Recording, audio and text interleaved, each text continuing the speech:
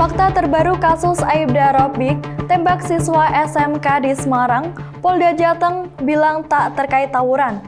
Kasus penembakan yang melibatkan Aibda Robik, anggota Satres Narkoba Polrestabes Semarang, kembali menjadi sorotan. Penembakan terhadap 3 siswa SMK di Semarang ini awalnya diklaim terkait pembubaran tawuran. Namun, fakta terbaru terungkap dalam rapat dengar pendapat bersama Komisi 3 Dewan Perwakilan Rakyat Republik Indonesia menunjukkan cerita berbeda.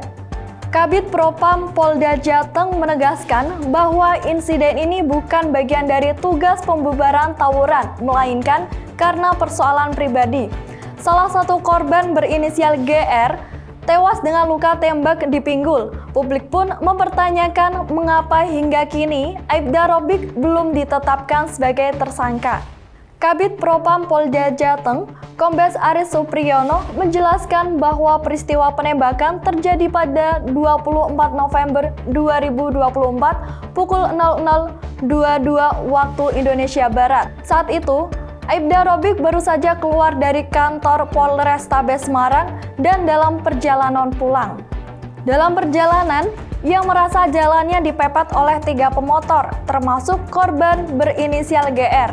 Kejadian ini memicu emosi Robik yang kemudian menunggu para siswa kembali ke lokasi awal. Penembakan dilakukan di depan sebuah minimarket di Kecamatan Semarang Barat. Polisi mendalami rekaman CCTV untuk memperkuat bukti kronologi, namun pelaku menolak klaim bahwa ini adalah upaya membubarkan tawuran sebagaimana awalnya disebut. Polda Jateng menyita rekaman CCTV yang menunjukkan insiden penembakan. Video tersebut merekam tindakan Robik tanpa adanya tanda peringatan atau konflik sebelumnya. Dalam rekaman, korban terlihat mencoba menghindar dari Robik sebelum akhirnya ditembak. Meski video tersebut dianggap sebagai bukti kunci, polisi belum mengungkap isinya secara rinci ke publik. Sementara itu, keluarga korban menuntut transparansi dan keadilan dalam kasus ini. Wakapolda Jateng, Brigjen Pol Agus Suryo Nugroho, menyebut bahwa Aibda Robik saat ini berstatus sebagai terperiksa, bukan tersangka. Hal ini memicu kritik dari berbagai pihak, termasuk anggota DPR yang mempertanyakan lambannya proses hukum. Bukti yang dikumpulkan termasuk hasil ekshumasi jenazah korban masih dinilai belum cukup untuk menetapkan Robik sebagai tersangka. Polisi berjanji untuk segera melaksanakan sidang etik terkait kasus ini. Keluarga korban, khususnya orang tua GR, merasa tidak puas dengan penjelasan polisi. Mereka menilai proses hukum berjalan lambat dan tidak transparan.